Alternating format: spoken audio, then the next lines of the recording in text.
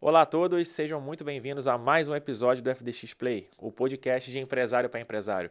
Hoje eu tenho o prazer de receber aqui Carlos Cabral, advogado. O Carlos ele é sócio do Souza Cabral Advogados Associados, um escritório que é especializado em assessoria jurídica para pessoas físicas e também para empresas. Carlos, primeiro, obrigado aqui pela presença, tá bom? Por atender nosso pedido, disponibilizar seu tempo.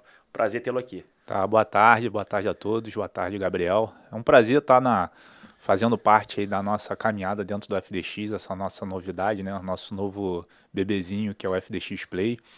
Vários episódios bacanas com convidados aí do mais alto gabarito e hoje eu sou esse humilde convidado aqui para falar um pouquinho aí sobre o nosso juridiquês mais... Um juridiquês sem juridiquês, vamos dizer assim, Exatamente. de uma maneira mais fácil. Mas antes da gente entrar no âmbito jurídico, eu queria te fazer uma pergunta fora desse campo. Que história é essa? Primeiro, que você já foi quase jogador de futebol, chegou a jogar Campeonato Carioca. E segundo, da tua coleção de camisas, cara. Fala um pouquinho pra gente que você tem camisa até de time sem divisão, é isso mesmo? Exatamente. Cara, como toda criança no Brasil, pelo menos a maioria delas, já nasce com a bola chutando, e comigo não foi diferente, né? Desde os meus 7 anos eu já jogava em time, meu pai foi jogador de várzea também, igual a mim, e já me colocou num time de futebol com 7 anos, então desde ali eu já comecei a jogar bola, colecionar camisas, enfim, e a consequência natural é quando você vai ficando com 14, 15, 16, você já começa a querer... Começa a ficar sério. Né? Começa a ficar sério.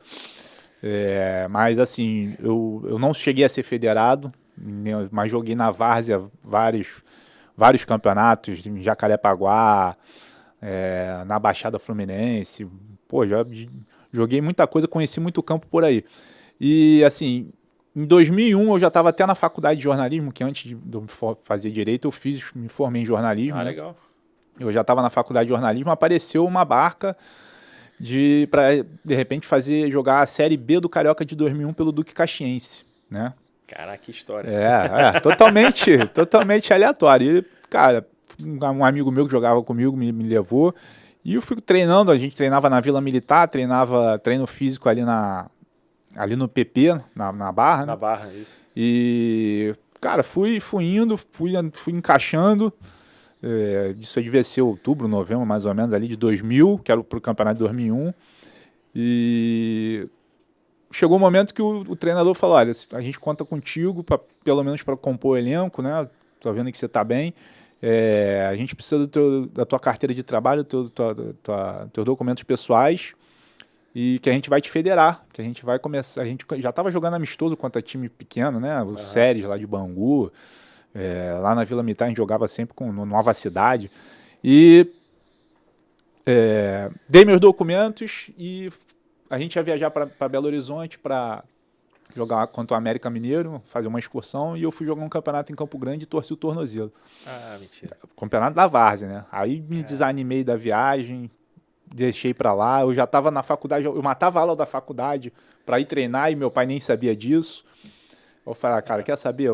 Acho que não é para ser, então deixa para lá, vida que segue. Isso aí foi meu ápice em termos do profissionalismo no futebol, foi meu ápice, né? E nem federado eu fui.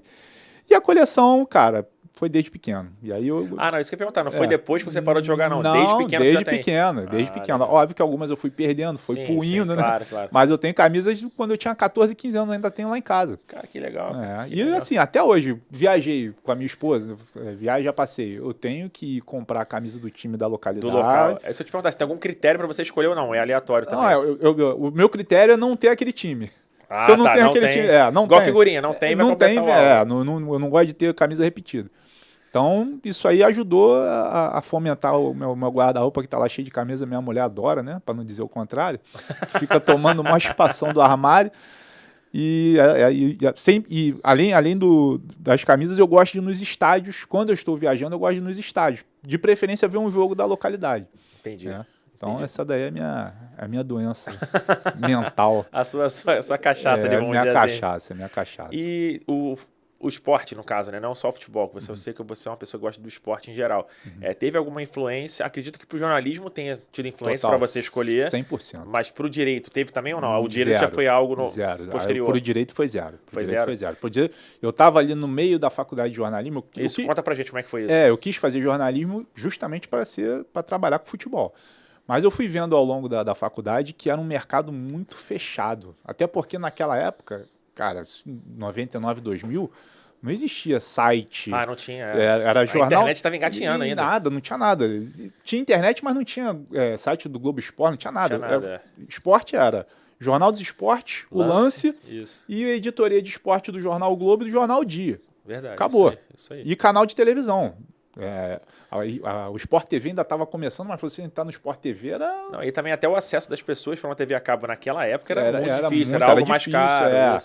Então isso aí influenciou bastante em deixar o mercado muito restrito. E aí foi começando a me desanimar, que foram aparecendo oportunidades de estágio em áreas que eu não queria, né, no jornalismo. Sim. Foi desanimando e eu fui vendo vários amigos meus, pessoais, são meus amigos até hoje, fazendo faculdade de Direito, e a gente conversava e falava, pô, cara, bacana isso aí, quero ser delegado da polícia.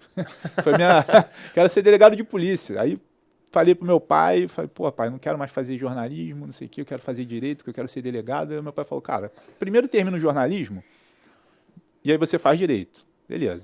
Terminei o jornalismo, fui fazer direito, aí acabou que eu arrumei logo um estágio, logo no início da faculdade, e fazia a faculdade de noite, ou seja, eu não tive tempo para estudar para delegado.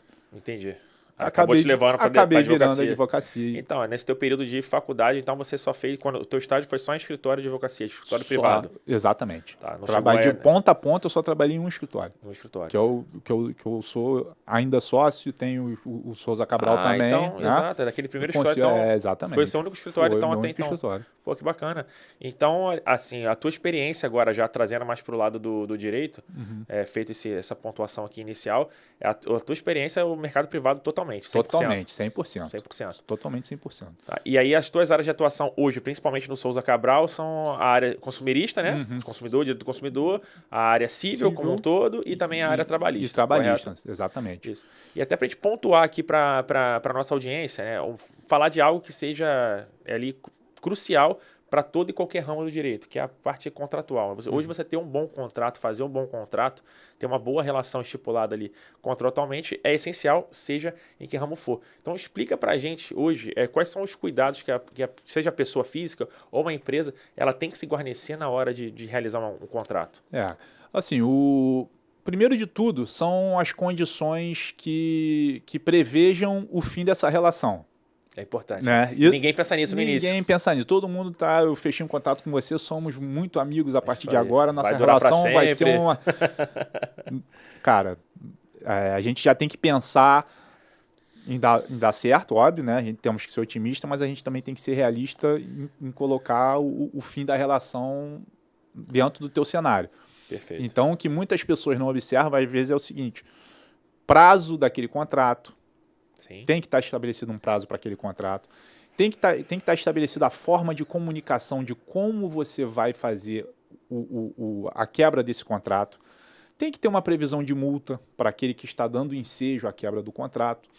E essa parte da comunicação, que às vezes o contrato está maravilhoso, completo com tudo. Mas falta alguma coisa do tipo... Para você comunicar o fim, que eu não quero mais ter esse contrato com você, eu preciso te comunicar de uma maneira formal, por exigência do Código Civil. E você pode se deparar com uma burocracia muito grande, que é a tal da notificação extrajudicial. Sim. Pô, eu tenho que te notificar extrajudicialmente. Pô, eu vou ter que fazer uma carta registrada, depender dos Correios, com aviso de recebimento, para os Correios demorarem a entregar a correspondência, para os Correios extraviarem o seu AR. Você não vai ter essa comprovação daquilo que você mandou, o tempo que você mandou, o dia que você mandou, você fica refém de um terceiro, Exato. Que são os Correios. E você não tem controle por não isso. Não tem controle. Isso, né? Então, uma coisa que eu sempre oriento meus clientes, cara, é uma coisa tão simples e é tão importante em termos de te impedir de ter uma burocracia que vai te atrapalhar. Coloca na qualificação do contrato, a gente coloca lá, empresa, CNPJ, endereço, CEP, parará, coloca o e-mail de cada um, né? Tanto do contratante quanto do contratado, e cria uma cláusula no contrato. As partes declaram para os devidos fins que qualquer comunicação oficial entre os contratante e contratado, inclusive para fins de notificações extrajudiciais, podem ser feitas por e-mail contido na qualificação das partes. Cara, isso aí... Isso hoje basta. E Basta. é pacificado, é tranquilo. Totalmente. Uma vez previsto em contrato, acabou. Acabou. E você não precisa mais dos Correios. Então eu falo isso aos montes para os meus clientes. E você evita uma judicialização também, que é outro problema que você também vai... Você vai se socorrer do Poder Judiciário, beleza, vai chegar a ter algum tipo de tutela, seja ali provisória ou definitiva, mas vai demorar. Vai demorar. E você, quando você cuida dessa tua relação contratual, tendo cuidado de toda hora mandar e-mail para o teu cliente, você na condição de contratado falando, olha, hoje o trabalho desenvolveu da melhor forma possível, sem qualquer tipo de contratempo, mandou e-mail. No outro dia, hoje tivemos um atraso de 10 minutos no início do trabalho em razão da falta de luz no edifício. Essas coisas extracontratuais, mas que tem previsão no contrato, para se tornar um processo judicial é muito favorável para você. Por quê? Você vai estar demonstrando diariamente por uma troca de e-mails que você, boa fé, o teu cliente não vai poder alegar uma falta de comunicação de repente não ter sido informado de um problema. Entendi. Então, às vezes, a relação contratual ela depende mais de uma comunicação eficaz no teu dia a dia do que propriamente o contrato. O contrato só precisa estar prevendo a cláusula de que as comunicações podem ser feitas via e-mail. Perfeito. Só isso. Perfeito. E o dia a dia é outra coisa. O dia a dia é que vai conduzir a tua relação da melhor forma possível ao ponto de, caso o contratante ou contratado que está do outro lado queira dar uma de João sem braço e querer ou não te pagar ou não prestar um serviço que você contratou com ele, ele vai olhar toda aquela demanda que você de provas que tem contra ele, ele vai pensar 2 vezes em, de repente, pagar para ver na justiça. Perfeito. Entendeu? Perfeito. São essas situações extracontratuais, né, do dia a dia que são muito mais importantes do que, às vezes, um contrato. Entendi. E comunicação via aplicativo de mensagem, WhatsApp da vida, isso já é já é possibilitado ou não? Já tem. A jurisprudência ainda patina um pouquinho no Mas que o diz. E-mail é O e-mail pacífico. O WhatsApp também, tá, cara? Assim, mais voltado para a parte do consumidor, de proteger o consumidor e até na área trabalhista, de proteger o empregado, a justiça vem endossando bastante a utilização do WhatsApp, sem problema. Mas, ainda assim, você precisa ter previsto no contrato. Se as comunicações podem ser feitas e-mail ou WhatsApp e os números do telefone. Feito isso, está dando transparência.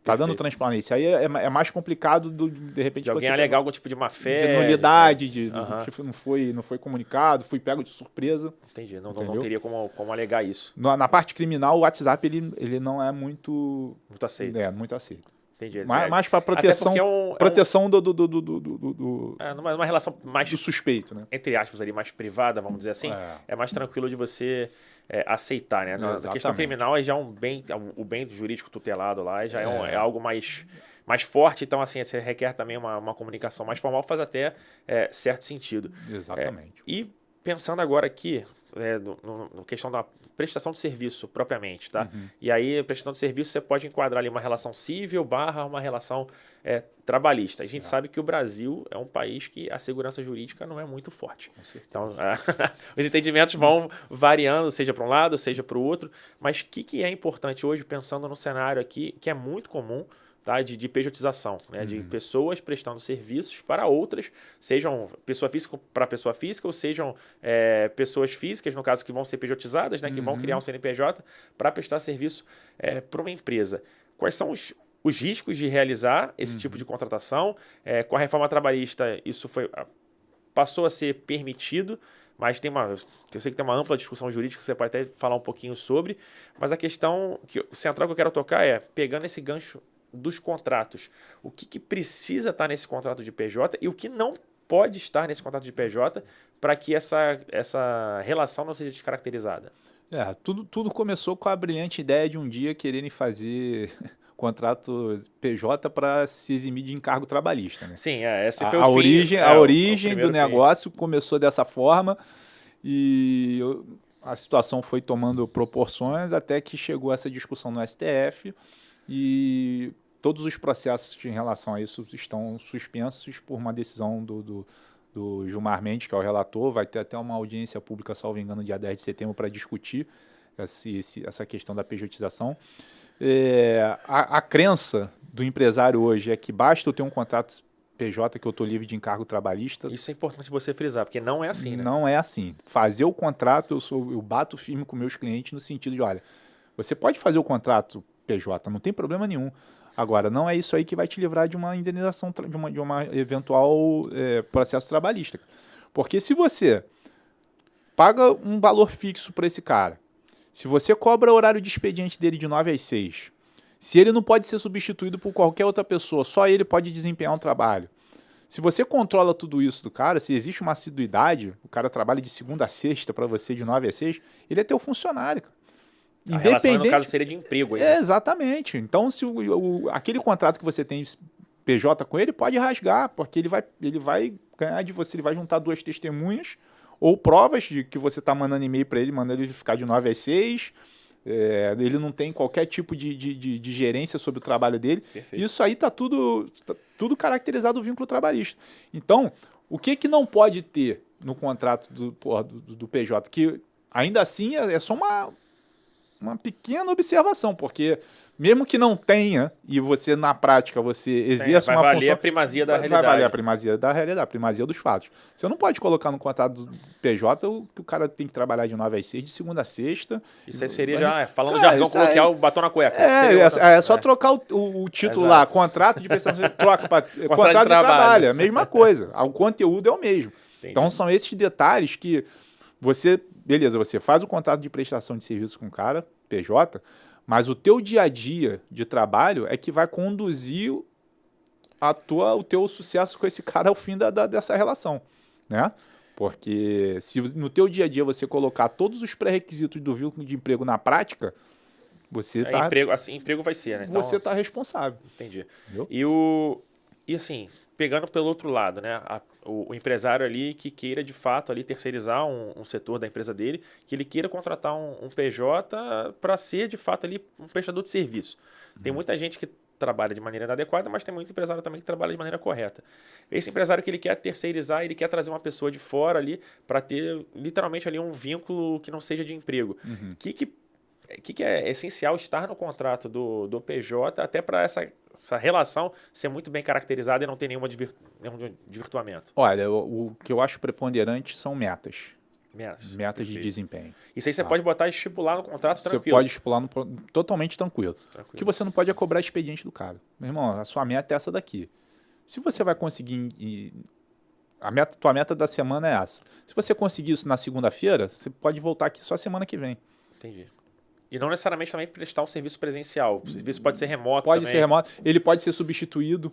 Sim, por exemplo, não for ele a prestar, pode ser outro. Exatamente, que aí não tem aquela coisa da pessoalidade, que é um dos pré-requisitos do vínculo de emprego. Hoje eu não vou poder fazer essa consultoria na tua empresa, mas o meu sócio vai fazer. Entendi. Acabou. Você já tem um bom ponto, né? Exatamente. Então são essas circunstâncias de você tem que olhar, o empregador ele tem que olhar, o empresário ele tem que olhar na mesa dele todo dia quais são os pré-requisitos do vínculo de emprego.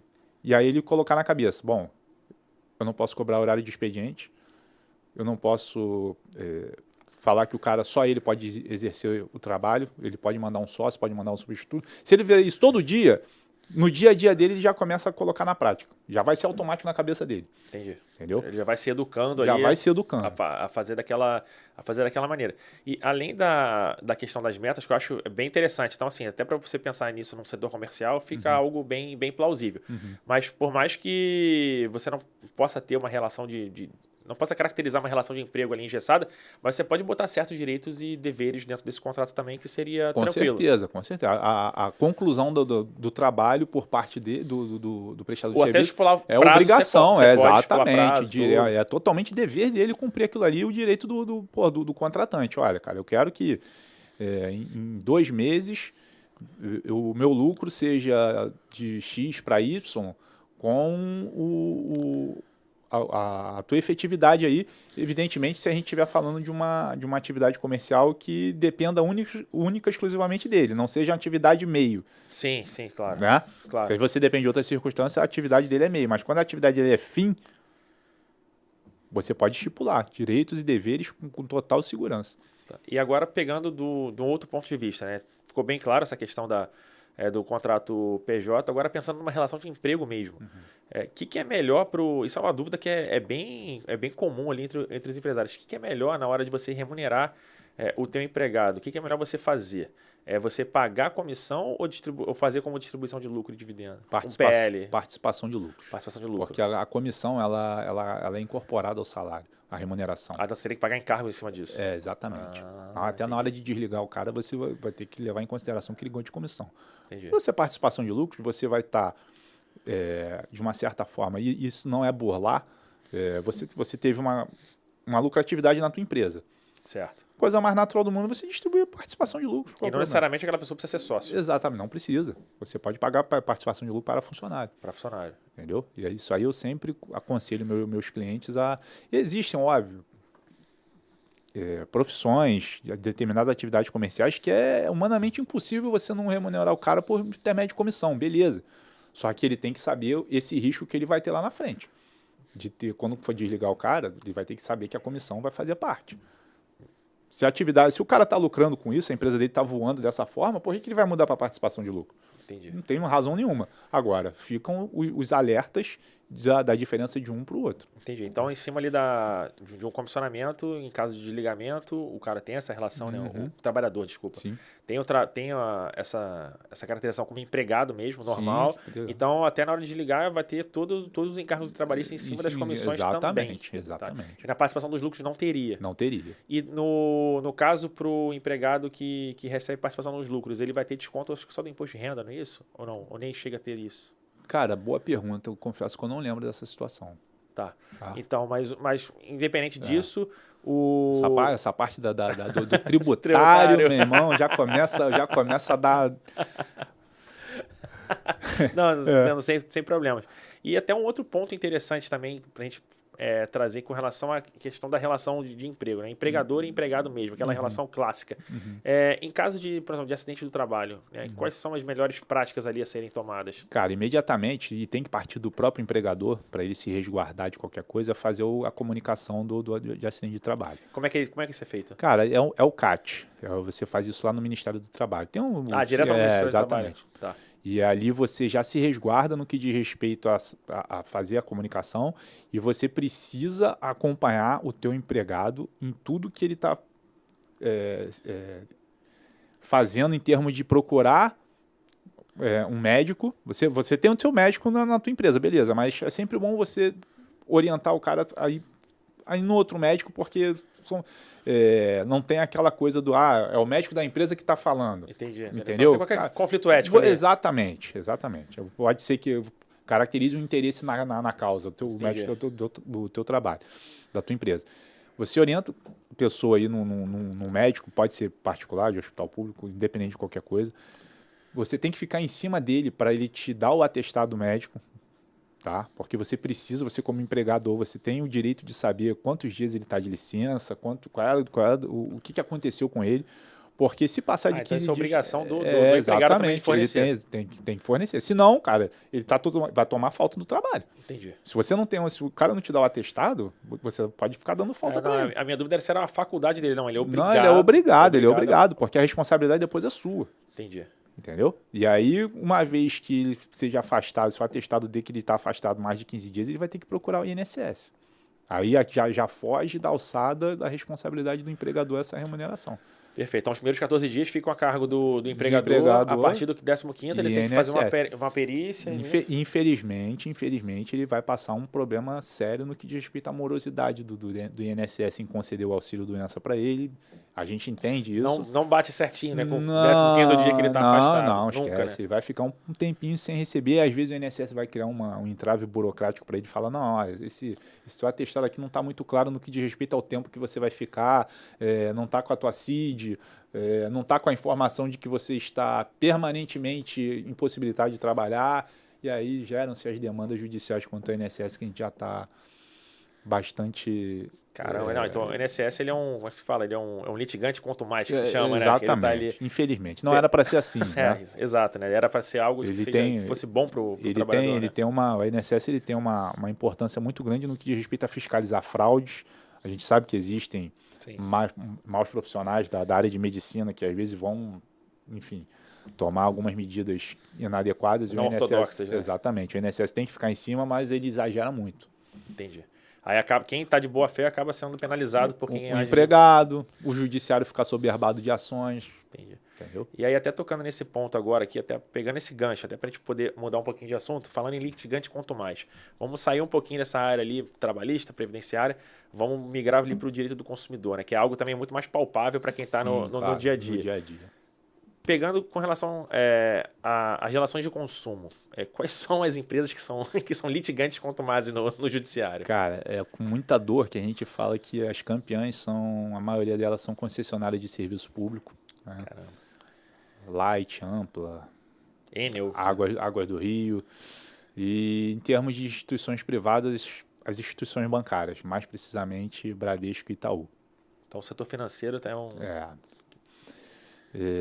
não era para ser assim, principalmente as concessionárias de serviço público. Né? E aí fica uma crítica aí aos nossos governantes no que diz respeito a essas contratações que são feitas sem avaliar a capacidade da empresa em lidar com o problema. E a Light passa por diversos problemas também de furto a gente entende, furto de energia, de cobre, de energia.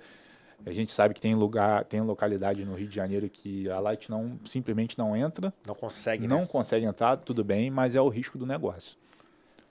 Ninguém foi bater lá na porta da Light e falar, Light, você quer vir aqui para prestar serviço? Não, a Light que se interessou para o certame participar da licitação. Então, me desculpa, você tem que cumprir com o que está no contrato. E ela não consegue cumprir. E aí, a enxurrada de ação judicial em direito do consumidor, no Rio de Janeiro, ele é pautado por essas empresas, né? E até pegando ali com relação à própria característica da nossa justiça em si. Hoje, pegar um juizado especial civil, né, que aí é popularmente chamado de juizado de pequenas causas. Um dia foi chamado de juizado. Um dia foi chamado assim, né, no início, no advento da lei. Então, pegando todas as causas ali que tramitam nos juizados especiais ali, acho que grande parte é consumidor, não é isso? Grande parte é consumidor. Diria ali mais da metade com tranquilidade. Eu não tenho esses números com exatidão, mas eu calculo que seja bem mais da metade, bem mais do que a metade. Bem mais do que a metade. E existe algum tipo de, vou dizer assim, mutirão, alguma coisa de conciliação com essas empresas, até para diminuir ali o peso disso no judiciário? Já existiram vários. Né? Tudo depende de quando... Infelizmente, isso aí parte muito mais das empresas do que o judiciário. O judiciário até propõe, mas se a empresa não está disposta, esquece. O judiciário propõe... Se o judiciário propuser e a empresa pode recusar, tipo, não quero fazer... Não, ela pode falar assim, olha, é inviável participar. Não existe uma obrigatoriedade, é uma faculdade. Se a empresa enxerga que é plausível, beleza, vamos fazer para diminuir a ação. Mas às vezes a empresa não quer continuar pagando para ver. Aí ela vai ser penalizada de outra forma, que vai ser a majoração aí nas indenizações de dano moral.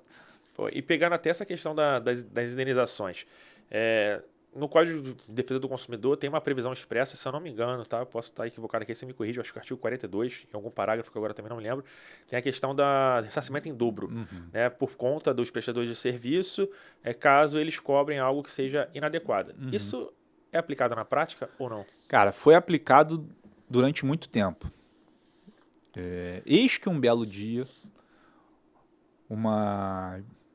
começou com uma jurisprudência e tomou um vulto muito grande, que o Poder Judiciário chegou e falou assim, olha, a partir deste momento, o consumidor tem um ônus de provar que aquela cobrança foi feita de má fé. Não, então só se for de má fé que esse pediu para o consumidor comprovar o impossível. Você quer, o judiciário está falando assim, olha só, o consumidor, eu quero que você arrume um e-mail do prestador de serviço te mandando um e-mail para você falando, olha, estou te cobrando isso de má fé, tá bom? E você junta no processo. Foi isso que os caras pediram. Prova impossível. Prova impossível. E aí, quer dizer, caiu em desuso a repetição de débito. E é muito difícil. Muito pouco provável hoje você conseguir uma repetição de débito. Mesmo que seja ali, esteja claro e cristalino. Esteja claro. E só o fato de estar na fatura te cobrando não demonstra má fé. E sendo que é geralmente um contrato de prestação de consumo no total, né? Que às vezes pode ser fornecimento até de produto. Você não negocia, né? Você não faz nada. Ele vem ali de adesão. Você só assina. Exato. Ou você assina ou você não assina. É a única coisa que você faz no contrato. Exato. E ainda assim você ainda tem que conseguir provar através de algum documento, né? Porque prova oral vai ser bem difícil, vai ser uma palavra da pessoa contra da empresa. É uma prova impossível, cara. Impossível. Como é que o cara vai falar que eu tô te cobrando de má fé? Junto isso aí no processo, pra você condenado em dobro. É isso que tá pedindo. Não tem aplicabilidade nenhuma. Eles tiraram a aplicabilidade da repetição de débito. Então você sente que, com relação às tutelas ali consumeristas, elas têm se deteriorado ao longo do tempo. Já foram melhores e hoje estão piores. Inclusive nas indenizações de danos morais. Hoje, você praticamente ficou resumido ao milzinho. Tem até um teto agora. Não. Tem. Quando é idoso, pessoa vulnerável, as indenizações ainda são razoáveis. Mas quando você é uma pessoa, um cidadão comum, sem nenhum tipo de característica extra, assim, R$1.000, R$2.000, cara, e lamba os beiços quando o juiz não desconsidera o dano moral e fala que é mero aborrecimento. Porque aí o mero aborrecimento ele não é indenizável. O mero aborrecimento ele é o último estágio antes de chegar no dano moral. O juiz até fala, olha, você teve um aborrecimento, mas foi um mero aborrecimento que não chega num patamar de ser remunerado. E a diferença de um para o outro é meramente subjetiva, não tem totalmente subjetivo. Não tem nada objetivo ali. Nada. Aí fica muito... Isso é para inibir. Infelizmente, aí qual é a justificativa do judiciário? O judiciário quer inibir os aventureiros.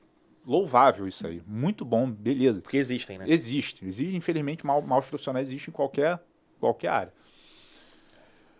Mas a forma como isso foi colocado em prática pelo judiciário prejudicou as pessoas de boa fé. Porque ficou mais fácil para o judiciário colocar no colo das pessoas de boa fé esse freio em ações judiciais no juizado. Perfeito. Entendeu? Esse foi o grande problema. Entendi. E ainda com relação à questão do poder judiciário, nas relações de consumo, né, aí é uma opinião minha, você até me corrige se eu estiver errado. É difícil você até fazer algo preventivo com relação ao consumidor, né? Porque, como a gente falou, todos os contratos são de adesão, você até disse, ou ela assina ou ela não assina. Então, tratar, até para poder impedir com que muitas ações repetitivas cheguem ao judiciário é até um pouco difícil, né? Porque não tem como você criar nenhum tipo de tutela ali preventiva para o consumidor. Se o serviço for mal prestado, se o consumidor for mal atendido ou tiver algum tipo de aborrecimento, e aí aborrecimento aqui lato sensu, não um mero aborrecimento que o judiciário trata, ele só tem como se socorrer do Poder Judiciário. Ou há outras medidas que ele possa fazer ali para tentar com que o dano dela seja reparado antes de chegar no judiciário? Olha, existem as instâncias administrativas. Mas funcionam? Algumas sim, outras não.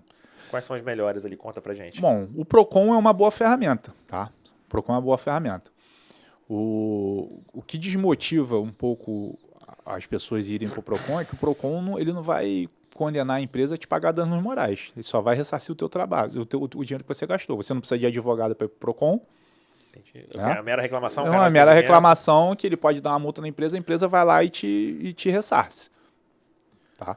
O Reclame Aqui é outra boa ferramenta. Rapidinho. Então, a multa do PROCON, só antes de você falar do Reclame Aqui, perdão. A multa que o PROCON aplica não é revertida para o consumidor. Não é revertida para você. E vai para onde essa multa? Vai para o PROCON, que o PROCON nada mais é do que uma representação do Estado. Entendi. Então, ele é para o autocusteio dele. Exatamente. Entendi. É recolhido aos cofres do Estado. Entendi. Mas aí, pelo menos, o teu... Não tenho certeza se vira dívida ativa. Isso eu confesso que eu não me recordo. A empresa tem uma dívida ativa porque tomou uma multa no PROCON e não pagou. Mas ela não é revertida. Não entrei nem nesse mérito se ela não pagou ou não. Mas a multa, assim, para o consumidor não vai. Não vai. Perfeito. O consumidor só vai ser ressarcido do valor que, porventura, mesmo... ele teve um dano material, enfim, um pagamento de uma compra que não chegou. Entendi. Entendeu? Não, perfeito. E aí você ia falar do Reclame Aqui. O Reclame Aqui também é uma ótima ferramenta. Tem, Tá, mas tem empresas que se preocupam com as suas reputações no Reclame Aqui. Mas o Reclame Aqui é totalmente privado, correto? Totalmente privado, totalmente não tem privado. nenhuma ingerência do poder público. Mas ele ficou tão grande, vamos dizer assim, grande, que hoje... Virou um personagem econômico o Reclame Aqui. Esse era meu ponto. Entendeu? Então virou um personagem. E o próprio judiciário, ele pode se tutelar do que está no Reclame Aqui para embasar uma decisão? Não, que ele vai levar em consideração só o Reclame Aqui. Porque, por exemplo, uma das vertentes do dano moral não é só um sofrimento que você teve. Também existe a teoria do desvio produtivo, que quando você comprova que você tentou resolver amigavelmente com uma empresa e o Reclame Aqui é essa ferramenta... É um balizador ali. Exatamente. Quando você junta muitas provas do Reclame Aqui, o teu dano moral ele pode ser majorado com base na teoria do desvio produtivo. Você pode não ter sofrimento nenhum, que o dano moral também é sofrimento. Mas digamos que você não teve sofrimento, você só tem o trabalho de gerar... milhares de reclamações no Reclame Aqui. Você perdeu o teu tempo produtivo, é isso? Exatamente. E aí poderia estar fazendo outra coisa ali. Essa é a razão de ser da teoria do desvio produtivo é essa daí. Você podia estar trabalhando, podia estar com a sua família, mas não está. Está gerando reclamação no Reclame Aqui. Eu acho totalmente justo. É até uma teoria bem embasada, né? Tem um fundo de verdade. Esse elogio eu gosto de fazer ao judiciário, porque já diversos processos que eu ganhei, o juiz fundamentou o arbitramento dos danos morais com base nas reclamações de folhas tais da plataforma Reclame Aqui. Pô, legal. Isso é bacana de ouvir, bacana, né? Bacana. Tem muita coisa que a gente bate, né? A gente não conta só notícia triste vinda do judiciário, não. A gente tem alguns elementos para elogiar. Pegando até um caso concreto, né? Já aconteceu comigo, já deve ter acontecido com você também algumas vezes, mas que eu até pensei que fossem as empresas que fossem contumadas também, que são as companhias aéreas. Vou pegar um exemplo prático, Cabral. Tive um voo atrasado ou cancelado, o cancelado, né? Independente do tempo, mas um atrasado que atrasou mais de 4 horas. Quais são os meus direitos e o que a empresa deve fazer por mim? Ou ela não deve fazer nada, ela pode ficar inerte? Não, ela tem, o CNJ ele tem uma tabelinha lá, né, que ele fala assim, passou de 1 hora, você tem que ser comunicado. Passou de 2 horas, você tem que ser comunicado e tem que receber um voucher de alimentação. Passou de 4 horas, tem que te acomodar em algum lugar. Independente do horário do voo. Passou, o critério é totalmente objetivo, 4 horas. Preencher aquilo ali, vai ter que fazer. As empresas fazem? Todas? Óbvio que não. Essa era a minha outra pergunta. Não fazem. Pagam para ver. Aí a gente vai voltar lá atrás, no que diz respeito ao Poder Judiciário querer frear algumas ações. Você teve 4 horas de atraso de voo. Não te ofereceram alimentação, não te ofereceram hospedagem. Você entra com uma ação no juizado de danos morais. Você teve um mero aborrecimento. E esse mero aborrecimento vai ficar na conta do judiciário. Qual é o caráter pedagógico que vai existir essa tabelinha de horários para a empresa? Se ela não sofreu na pele, não teve uma indenização em face dela. O caráter pedagógico do dano moral ele tem um caráter punitivo, né, justamente para inibir que se faça de novo. Né? E o caráter pedagógico para que outras vejam e não façam o mesmo. Eu vou até agora aqui, eu lucubrar aqui de uma maneira mais, vamos dizer assim, mais complexa aqui. Vamos pegar esse mesmo caso, um atraso de voo. E aí tira no caso ali, aconteceu comigo. Vamos supor que eu representasse uma empresa, que eu fosse fechar um negócio com uma outra empresa em outro local e sofri essa questão ali do atraso do voo ou do cancelamento. Quem está ali para voar é o Gabriel. Sim. Mas eu estou representando uma empresa. Nesse caso, como a empresa teria como recorrer ao judiciário dizendo assim, eu perdi um negócio porque meu representante não chegou até lá, meu executivo, enfim, quem for, não chegou até lá. Ela consegue pedir ressarcimento. Em um outro ponto, ela conseguiria dano moral também, igual a pessoa física ou não? Então, a empresa ela vai passar por alguns obstáculos. Tá? Certo. Que você vai ter que comprovar o quanto, porque isso aí é lucro cessante. Sim, explica pra gente um pouquinho. Já foge do dano moral. O lucro cessante está dentro do dano material. A empresa deixou de lucrar, dano material, né, na modalidade do lucro cessante. O obstáculo que a empresa tem é o seguinte: como que para você levar um pedido de indenização de dano material para o judiciário, você tem que estar delimitado o valor. Eu perdi R$13.085,28. Você tem que dar o valor exato. Perfeito. Numa situação como essa, como é que você consegue mensurar o que você perdeu? sei lá, se tivesse algum contrato pré-estabelecido lá para ser fechado. É uma prova. Que aí eu entraria numa concorrência que eu tinha muitas possibilidades de conseguir. E aí o contrato é salário de 100 mil, 150 mil reais. Existe previsão para esse ressarcimento. Você Entendi. vai esbarrar na ausência de um documento que mensure qual foi esse valor. Mas caso haja, é possível. Caso haja, é possível. Perfeito. Perder uma chance, lucros cessantes, tudo isso tem previsão para pedir. Acontece que a forma como você vai mensurar o valor, muitas vezes você esbarra numa extinção, numa improcedência por falta desse balizador. Entendi. E a questão do dano moral para essa empresa, existe isso ou não existe? Não, a empresa pode sofrer dano moral? A empresa pode sofrer sim, pode sofrer um dano moral, pode ser indenizada por dano moral, mas a vertente que se usa é que o dano moral ele precisa ser caracterizado de uma certa forma que a empresa precisa comprovar que teve um dano à imagem dela. É diferente do dano presumido. Eu, como consumidor pessoa física, comprei uma geladeira que demorou 6 meses para chegar lá em casa. Isso é um dano presumido. Sim. Eu sou pessoa física. Sem geladeira. A empresa, o CNPJ, ele não tem esse dano presumido. Para você ter um dano moral, você tem que comprovar um dano à imagem da empresa. Do tipo, eu mandei um funcionário meu para uma viagem para outro lugar, para fechar para cuidar de um cliente nosso. O voo atrasou, não conseguiu o voo naquele dia, só conseguiu o voo para outro dia. Nisso, o cliente tomou um prejuízo lá. O cliente vai para as mídias sociais, estou rescindindo com a empresa tal que, de certa forma, foi totalmente negligente comigo. Isso é um dano à imagem da empresa. Aí você consegue um dano moral para a empresa. Ah, perfeito. Então, assim, é possível, só é mais restrito as possibilidades. Exatamente. Do que com relação ao consumidor pessoa física. Exatamente. Perfeito. E agora, trazendo aqui um pouco para o campo da assessoria, que eu sei que você, o teu escritório é muito forte em assessoria. Eu vou deixar um pouquinho de lado as pessoas físicas, mas falando na questão da empresa. Dentro da assessoria jurídica que você presta para as empresas, fica mais delimitado dentro da área civil ou não? Você também presta assessoria em outras áreas para essas empresas? Eu tenho costumo oferecer para os meus clientes um pacote na área civil e trabalhista. Perfeito. E aí a área civil ela é muito abrangente. Prestação de serviço, contrato, tudo. Compra de produtos, compra e venda de produto, compra de serviço, venda de serviço. Então a área civil ela é bem abrangente. Isso aí já demanda bastante coisa.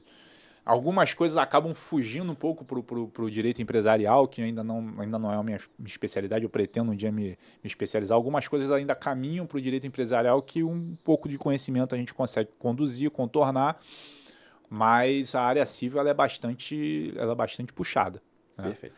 E aqui pegando principalmente o cenário aqui do Rio, eu sei que o seu escritório ele tem abrangência nacional, mas o carro-chefe é aqui no estado do Rio de Janeiro. Como você vê hoje as relações entre as empresas, se são relações ali onde você tem uma certa segurança jurídica ou não, até de empresa para empresa, que eu estou dizendo, fora a questão do judiciário. E também, depois, com relação ao judiciário, a tutela, quando você tem de um lado a empresa, do outro lado a empresa também, é uma tutela que gera segurança jurídica ou não? Você vê muito entendimento que pode mudar de acordo com, sei lá, com a vara que for cair, com a Câmara que for julgar o recurso? Cara, é um pouco de cada coisa. A gente não tem um padrão definido, assim, não tem como você ter não tem como você mensurar. Expectativa que você não consegue ter. Não tem. Isso é por isso que tem que partir muito a parte extrajudicial é 90% da importância de tudo que você prefere lá tentar fazer um acordo do que propriamente... Não, começa na elaboração de um contrato. Sim, foi até o nosso primeiro tema aqui. Começa, a gente vai voltar lá no primeiro degrau do nosso bate-papo. Se você não tiver um bom contrato, você tem uma boa chance de conseguir estabelecer a tua pretensão em juízo. Né? Aliado àquilo que eu falei em termos do dia a dia, né? Não só o contrato do dia a dia. Isso aí que é o fator norteador. Porque quando eu falo que a gente não tem um padrão em termos de decisões nesse sentido, é porque, de fato, o judiciário ele acaba ficando neutro. Cara. Ele não tem como ele ser paternalista com uma coisa, paternalista com outra, se você está diante de duas empresas em igualdade de condições. Ambas são suficientes tecnicamente falando, né? Para saber o que estavam assinando. Exatamente, mas não tá caracterizada ali uma hipossuficiência técnica de uma pessoa que não estudou, uma pessoa que não teve acesso à educação, uma pessoa que não sabe como funcionam as relações comerciais. Já está presumido já. Já está presumido. E até é razoável isso então, o juiz fica inerte no que diz respeito a, pô, eu não tenho como puxar para um lado, nem puxar para o outro, não existe. Essa balança aqui ela está totalmente equilibrada. Então, o que eu vou ver? Vou ver quem juntou melhor as provas e quem tem um melhor contrato. Entendi. Esse que é a bússola do judiciário. Por isso que... E até um outro elogio que eu faço, né? Porque, de fato, um dos princípios do judiciário é o princípio da inércia. Ele tem que... Não pode tomar partido de nada. Não pode tomar partido de nada. Ele não pode tomar nenhum ato judicial sem ser impulsionado. Não pode ter... Ele tem que ser razoável, ele tem que ser proporcional. Então, isso aí é um fruto desses princípios, né? Porque a relação comercial, a relação entre empresas, ela é... Paritária, vamos dizer assim. Paritária. Entendi. E com relação ali ao teu trabalho extrajudicial, você até trouxe ali, que você falou que é 90% da tua força, vamos dizer, se é assim que a gente pode dizer. Você faz um trabalho, óbvio, né, preventivo ali no contrato, claro. Mas vamos supor que esse degrau aqui foi superado. O contrato em si não conseguiu acabar ali com o imbróglio, né, com a celeuma, com o problema. Você bate na tecla de que um acordo vai ser sempre melhor do que a gente tentar ir para o judicial. Sempre a primeira providência é tentar um acordo. Mesmo que você tenha algum tipo de deságio financeiro aí na hora de fazer esse acordo, porque você acaba perdendo tempo com as burocracias de um processo judicial. Como é que pesos são esses? Às vezes vou dar um exemplo de um processo trabalhista. Hoje nós temos, no Rio de Janeiro, o fórum, lá no centro do Rio. A gente não tem TRT de Jacarepaguá, a gente não tem TRT de Madureira, verdade. A gente não tem TRT da Pavuna, igual nós temos os juizados especiais. Se você tem uma empresa em Santa Cruz, para você deslocar um preposto da sua empresa, do teu RH, para ir para uma audiência de conciliação lá na Rua do Lavradio, para o cara só chegar lá e falar assim, excelência, não tem acordo, você perdeu um funcionário durante um dia por causa de um negócio que você podia ter resolvido antes. Verdade, faz total sentido. Entendeu? Então são essas... Eu dei um exemplo de 1 milhão. Né? Sim. Então, sempre o acordo vai ser a melhor solução. Às vezes é melhor você pagar. Tem um funcionário que está dizendo que tem hora extra para receber. Cara, dependendo do valor da hora extra, paga, mesmo que ele não tenha tirado. Exatamente. A hora que você vai perder lá na frente. A hora trabalhada do teu funcionário que vai ser deslocado vale mais do que... Vale muito mais. Do que Então, assim, é até legal você trazer esse ponto, porque mostra, né, que o advogado ele é tido, assim como o médico também, eu acho que tem essa visão, é um trabalho muito técnico. Só que o advogado ele tem que ser um negociador nato. Né? E você saber negociar não tem nada a ver com a especificidade técnica, independente da área do direito em que você atue. Sim. Então, um bom advogado ele tem que ser um bom negociador também. Claro, porque você tem que colocar para o teu cliente na mesa dele... Custo-benefício. Custo-benefício. Essa é a palavra, essa é a ideia, calcular custo-benefício. Eu, graças a Deus, eu tenho empresas que, como clientes, que me pagam um contrato mensal, né, meus honorários mensais, e a gente não tem nenhum processo judicial, trabalha 100% consultivo. Consultivo preventivo. Acabou. Que aí a gente já consegue matar na raiz. Perfeito. E até partindo para um outro ponto, que eu tenho visto bastante isso, até a questão da difusão agora aqui do mercado digital, isso tem acontecido bastante. Todo mundo hoje tem acesso ao digital, né? Então, assim, literalmente ali quebrou-se todas as barreiras. E junto, né, com essa difusão, com essa penetração ali do mundo digital, vem também os falsários, os fraudadores. E eu tenho visto muito acontecer, não sei se já aconteceu com o teu escritório, até queria que você falasse sobre isso, de pessoas se passando por clientes do seu escritório, por advogado, de clientes não, desculpa, pessoas fazendo contato com clientes do seu... Como se fosse eu. Do seu escritório, como se fosse você, dizendo que você tem um dinheiro a receber de um processo XYZ. Isso aí acontece de fato? Já aconteceu com você? Cara, eu tô com uma média de 1 por mês.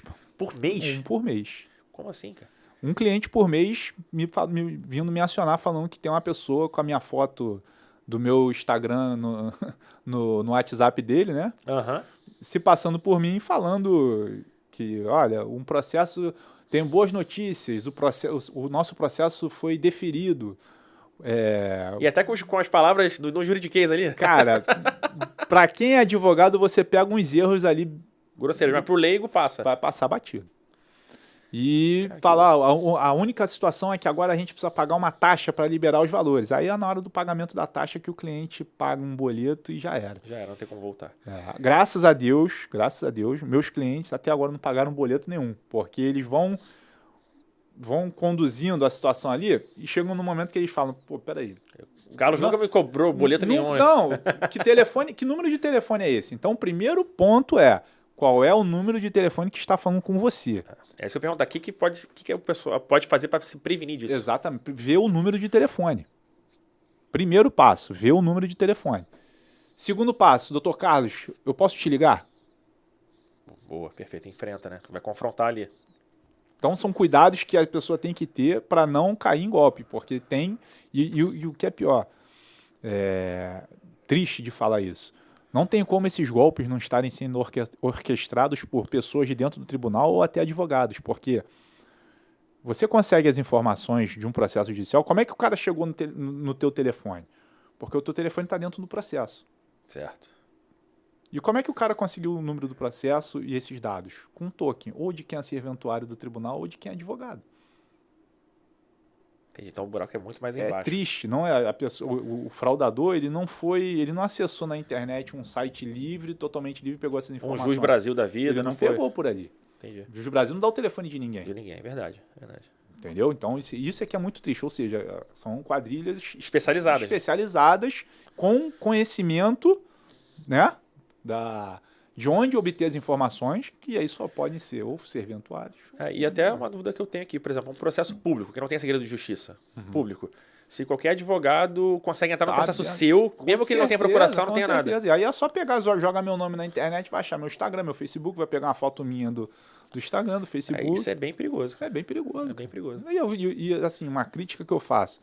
Qualquer um compra chip de telefone. Sim. O telefone, pré-pago você nem rastreia. O telefone ele tinha que voltar a ser igual como era antes, era um bem. Você tem um número de telefone, era um bem. Vinculado ao teu CPF. Vincular o teu CPF. Qualquer coisa que vier desse telefone aqui, você está responsabilizado criminalmente. Mas como é que você vai achar? Tô falando hoje vai telefone. na banca de jornal, você compra um chip ali. Não podia ser dessa forma. Número de telefone é uma arma, cara. Não, então, e até a questão também de toda a proteção dos dados, isso aí já foi para escanteio, né? Esquece. Não deveria ser assim. Tinha que voltar a ser aquela época que, meu irmão, para você comprar um chip, você tem que botar ali até a tua declaração de imposto de renda. Até o nome de solteiro da avó. Vai ter que colocar, porque hoje o telefone é uma arma. É verdade. O telefone é uma arma. É verdade. E para você ter uma arma, você tem que ter porte de arma. Sim. Para você ter um porte de arma, você tem que entregar um monte de documento. Com certeza. É a mesma coisa. Meu irmão, aconteceu alguma coisa vindo desse número de telefone, cara, a gente já sabe quem é. Perfeito. Vai ser responsabilizado. Concordo. Mas isso aí, nunca que a gente vai ver isso. Concordo plenamente. Carlos, nossa conversa foi tão boa que o tempo passou, a gente nem sentiu. Nem senti, cara. E aqui a gente tá chegando já ao finalzinho aqui do nosso bate-papo, mas antes de terminar, eu sempre converso aqui com os nossos entrevistados, a gente faz um ping-pong, né? Um bate-bola aqui, perguntas objetivas para você responder de bate-pronto, tá bom? O Carlos, quando não tá trabalhando, um hobby que você tem? Tirando o futebol a gente já falou tirando o futebol. Um hobby. Cara, eu gosto muito de estar com a minha família e com meus amigos. Perfeito. Ali, nem que seja para fazer nada. Nem que seja para fazer nada. Porque a gente lida com tantas dificuldades diárias, né? Que aquilo ali vai te esgotando, a tua bateria mental vai ficando quase descarregada. É verdade. Aquilo ali para mim é a mesma coisa que botar o carregador na tomada e carregar o telefone. Tá com a minha esposa, com meu filho, com a minha mãe. Meus amigos, que eu tenho, graças a Deus, eu tenho facilidade de manter minhas amizades, eu tenho o grupo da escola, legal. Tenho o grupo da faculdade, o grupo dos amigos que jogaram comigo na década de 90, eu tenho diversos grupos de WhatsApp, vários times que eu joguei de várzea, eu tô ainda no grupo, saio não jogo, mas estou no grupo, tem meu grupo da pelada, então, graças a Deus, isso aí para mim é um combustível emocional bastante importante. Importante. Hoje, se você fosse dar uma dica hoje para o empresário, tá? Agora especificamente para o empresário, para ele que ele possa aplicar amanhã já ali ou então no curto prazo, para ele evitar problemas para a empresa dele no ponto de vista jurídico, o que você indicaria? Um bom contrato, assim, algo do tipo? É um pacote de medidas, né? Mas aí eu vou elencar uma que eu acho primordial. Você tem um RH bom. O RH bom. Que o RH ele te blinda em termos o bom, né? Não estou falando não tô falando de um RH composto por curiosos sem formação, que isso, infelizmente isso é bastante comum. O RH ele vai te blindar em termos de você poder conduzir a tua empresa na parte gerencial e não se preocupar com essas demandas trabalhistas, civis. Você tem que ter um RH bom. Tem que ter um RH redondinho. Tem que ter um RH redondo, porque o RH redondo ele já é metade de um caminho andado para você poder não sofrer demandas e você poder cuidar da tua empresa na parte gerencial. Perfeito. Para a gente fechar aqui, onde as pessoas podem encontrar o Souza Cabral? Advogado. A gente está no Instagram, @ADV Souza Cabral. Estamos no Facebook, no LinkedIn, Souza Cabral Advogados Associados, e temos o nosso site, né, souzacabral.com.br. Perfeito, Carlos. Queria te agradecer mais uma vez aqui pela presença. O bate-papo foi muito bom. A gente bacana. Falou aqui de juridiquês, sem juridiquês, de uma forma tranquila, e o tempo passou rápido. Advogado falando com advogado, né? A gente consegue canalizar o tema de uma maneira de forma objetiva, bem tranquila. E para vocês, né, que querem conhecer o FDX está presente tanto no Instagram quanto no LinkedIn, @FDX Networking, no Facebook também, você só colocar lá FDX Networking que você vai nos achar, e no Facebook, todos os episódios que são gravados aqui, pro YouTube, todos os episódios que são gravados aqui também vão para lá, estamos lá como @FDXPlayTV, tá bom? Muito obrigado pela sua presença aqui e nos vemos no próximo episódio. Até a próxima.